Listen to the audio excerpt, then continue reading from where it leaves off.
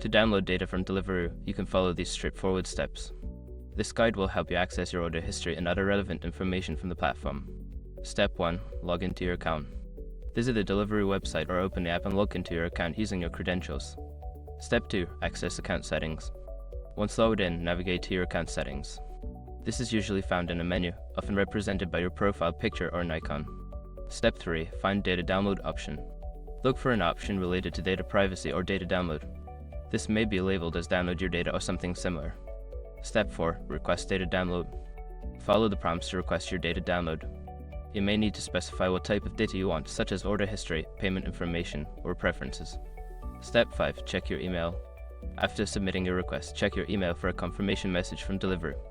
They will notify you when your data is ready for download, along with instructions on how to access it. By following these steps, you can easily download your data from Deliveroo.